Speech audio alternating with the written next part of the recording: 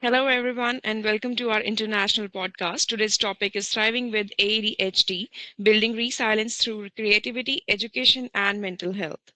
I am your host, Kritika, and I am excited to have a very special guest with us, Kym Lundberg, LMFT, licensed psychotherapist, educator, and consultant. Kim has worked extensively in the field of mental health, helping individuals navigate ADHD with strength, balance, and creativity. Thank you, Kim, for joining us. We are thrilled to learn from your expertise and insights today. Well, thank you, Jessica. It's nice to be here. So, Kim, we will start our questions to you. I'm very curious to know about those things related to the topic which we have choose, which is, I think, the trending one right now. So, ADHD is often seen only through the lens of challenges, but many people will, with ADHD, also have remarkable strengths. So, from your experience, how can creativity become a tool of thriving rather than struggling?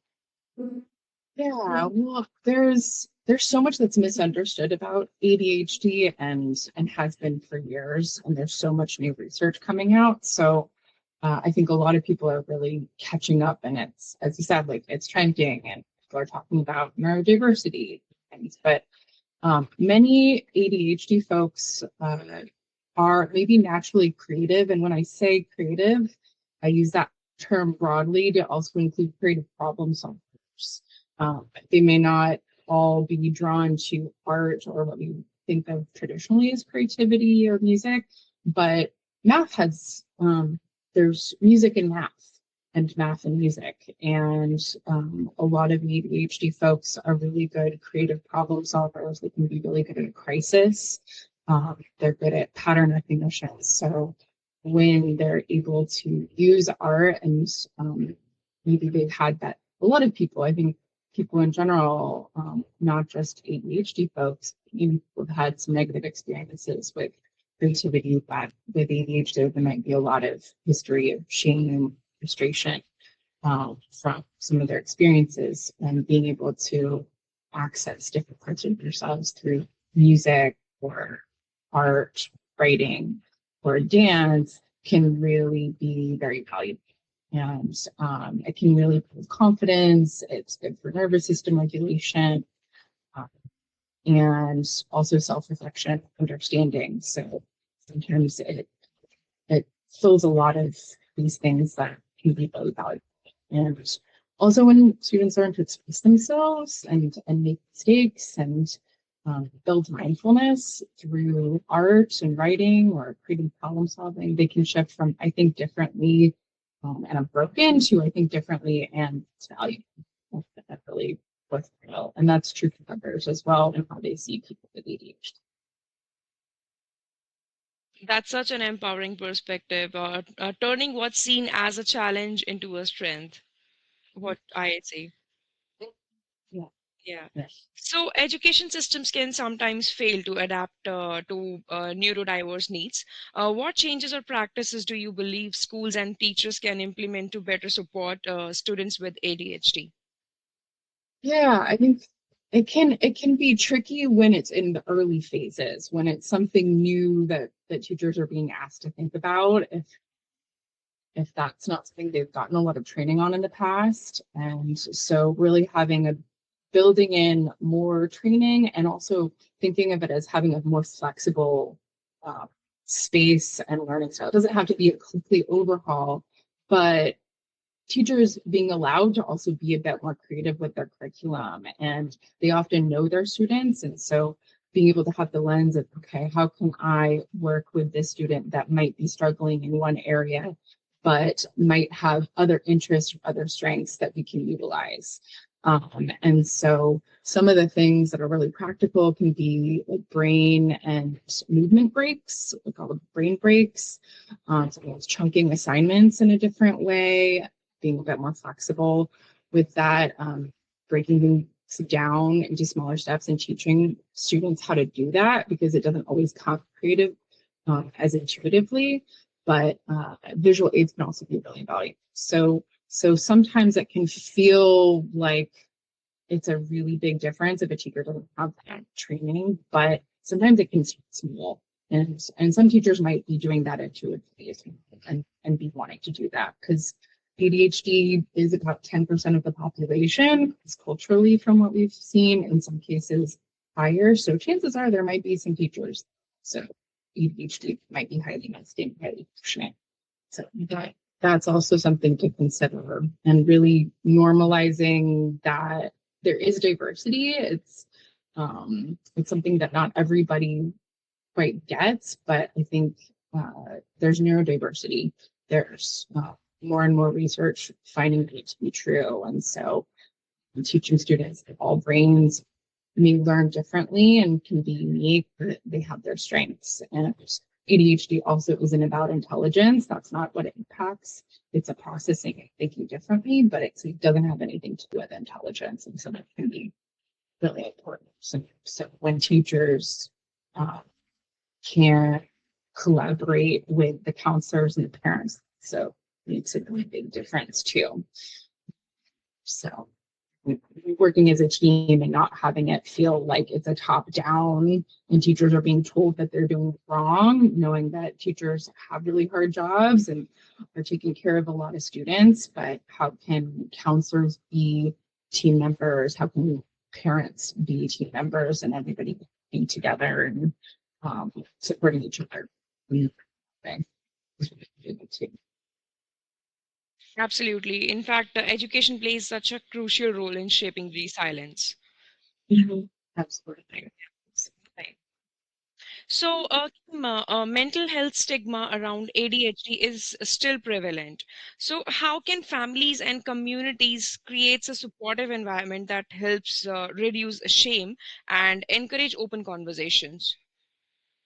Yeah, I think there's been such, as I said before, I hate to repeat myself, but there's so much misinformation that have been around for years. And um, so the stigma for ADHD is really tricky, but learning more about what's going on, what are the new insights, what are the cross-cultural studies, what are the conversations, and that might look like parents sharing their experience, because it's genetic. It's a genetic condition, it's a genetic difference. And so chances are one or more parents or grandparents will have had ADHD, but it hadn't been identified or supported, and maybe it has been managed. Maybe they'd found ways to learn and were successful with it. Some of them might not have been, and so might have some kind of chronic stress or trauma for dealing with it on their own. So really normalizing the experience so people don't feel so alone.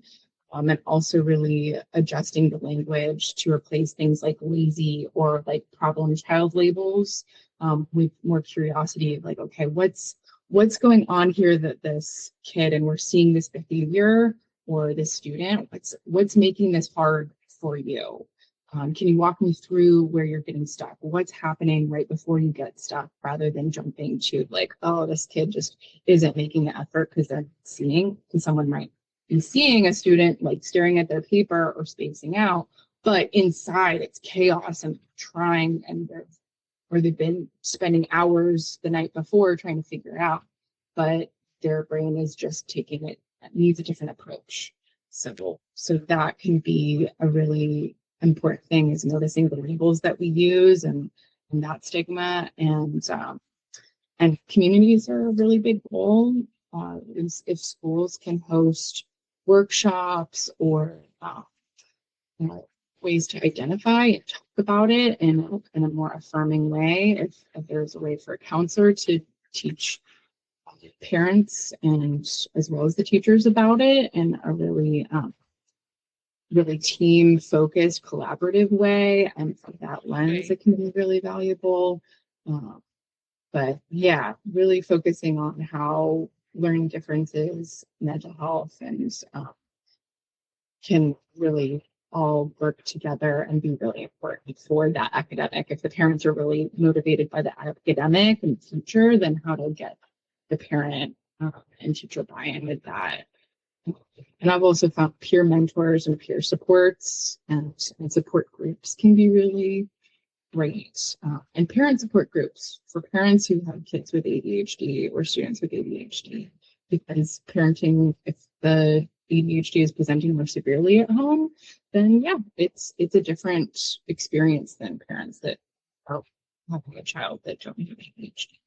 Having support groups and maybe a school can be a place for them. Right. I mean, that's such an important reminder. Families really do set the tone when support starts at home.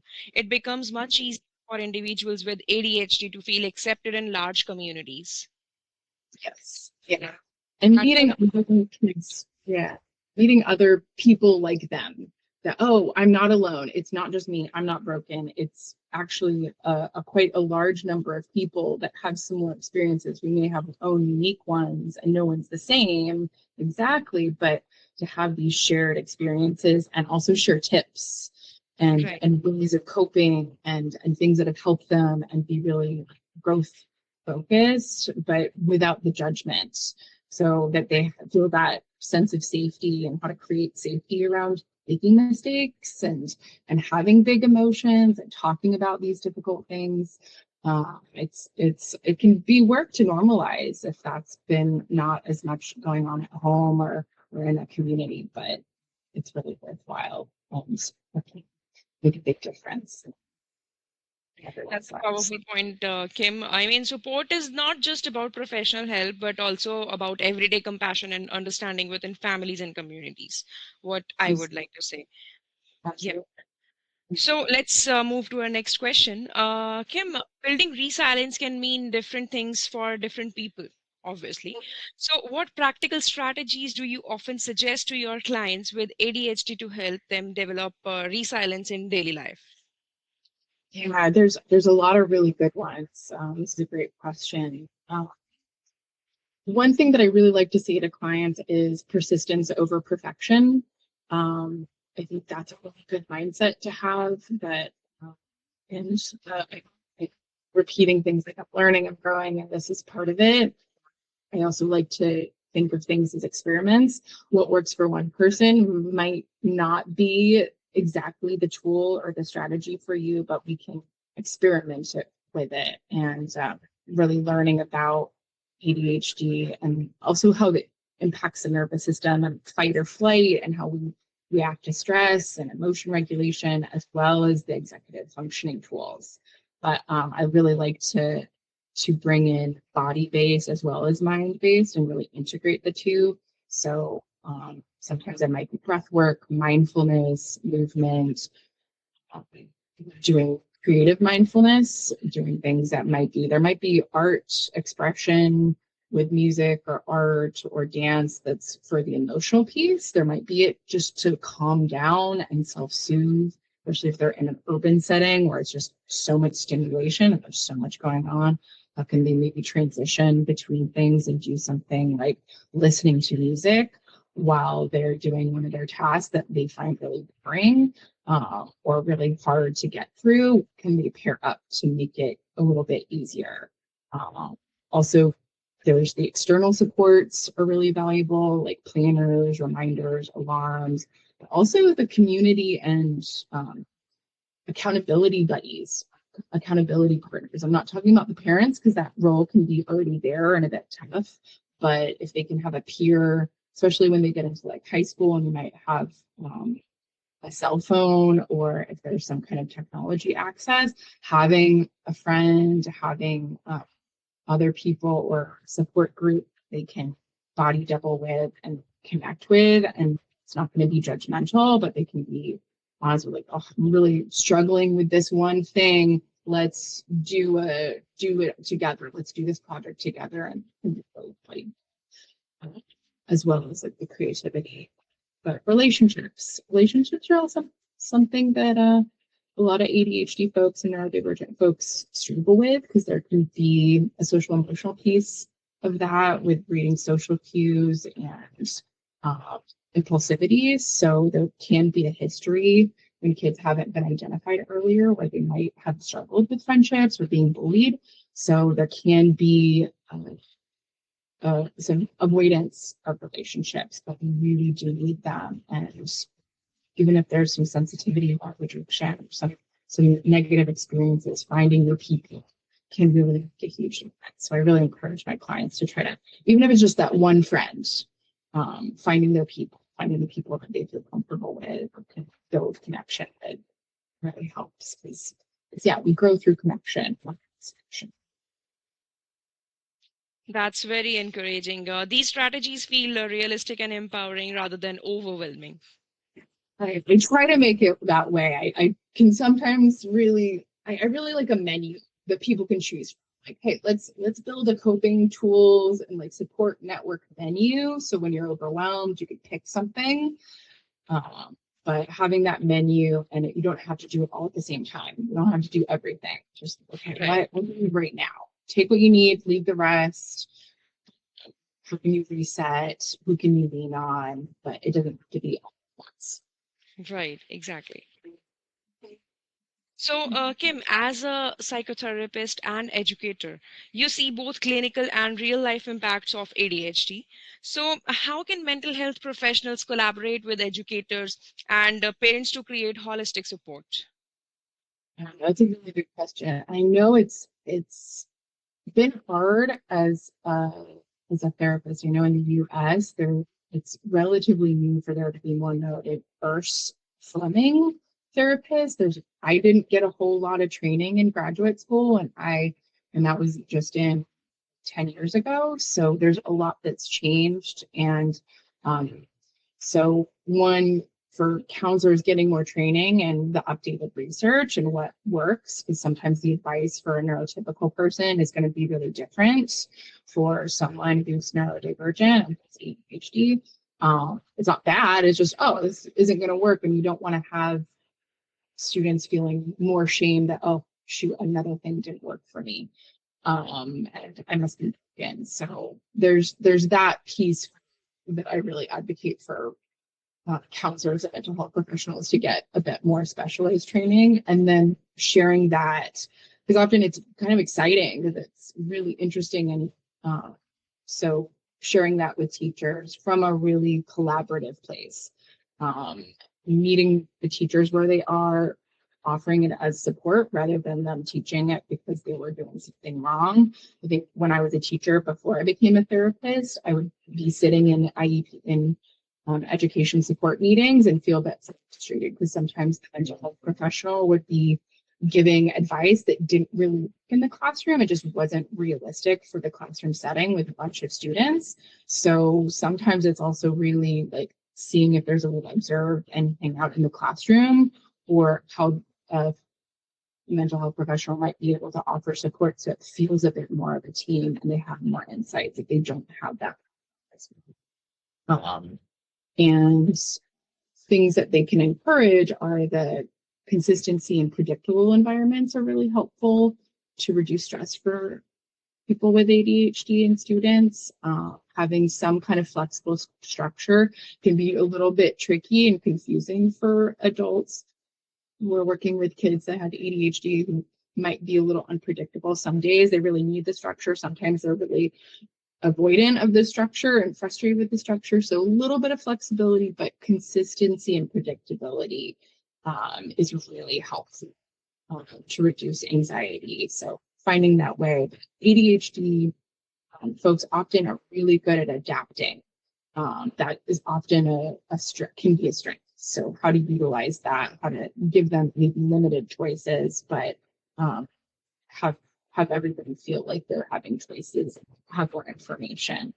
But yeah, when educators and parents and mental health professionals work together, students get to have a more safe and environment, and that's where growth happens, and everybody feels better when supported.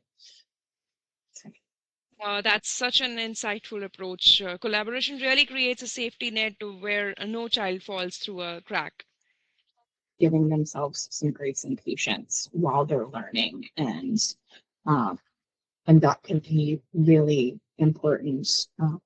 And seeking community, I think, is really valuable. Again, some of these kind of through threads with community, finding ADHD groups online if there isn't one locally.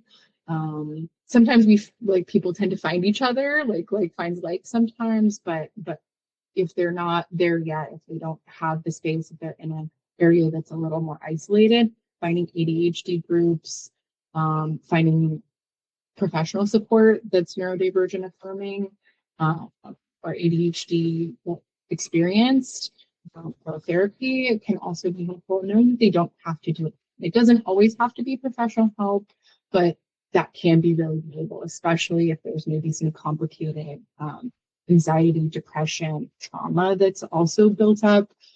Then that's when we get the professional support, but also the peer groups are and feeling less alone and having that body doubling where like, hey, let's all clean together, or like, hey, I'm going to be on the phone and do this. That really helps with feeling less alone and using and finding their strengths. They may have had them buried, but whether it's creativity, whether it's finding what they're interested in, because often with ADHD, we have more of an interest-based focus and motivation. We might be really good at focusing on something that we're excited about one day, but something that seems really basic and simple might feel really, really hard. So using the things that they're interested in to make other things easier can be really worth experimenting with. And then redefining success is also really important. What your 100% is and what giving that is one day, it might be different than your 100% the next day if you're exhausted or you didn't sleep. You've been really struggling with mental health.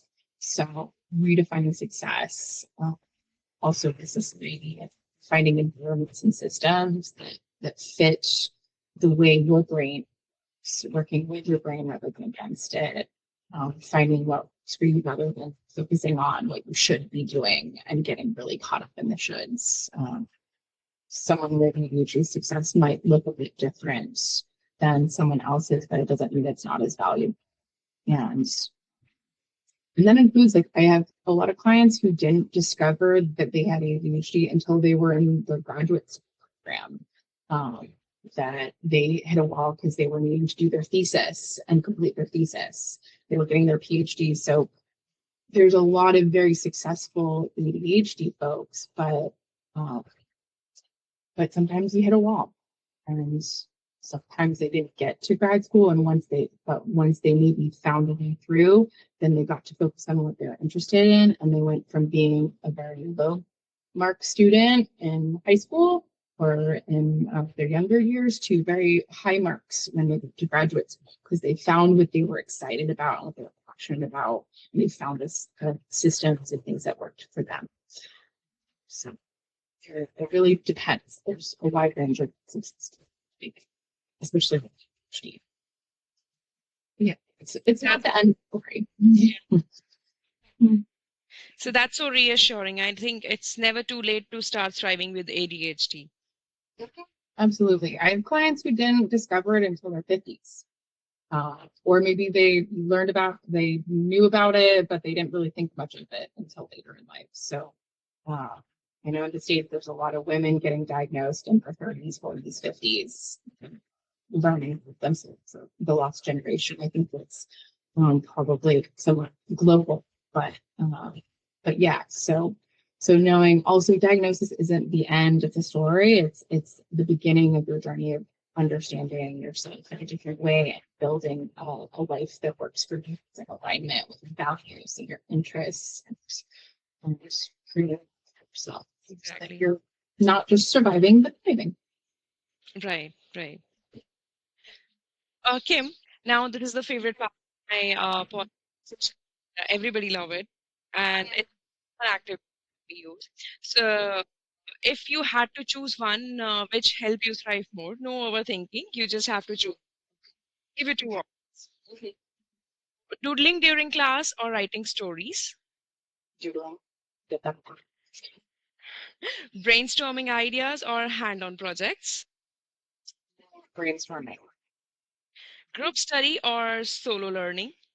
So not for me. Oops. Okay, meditation or physical exercise. That one's hard. That one depends. I love meditation though. And Okay. And talking to family or talking to friends? It's the family.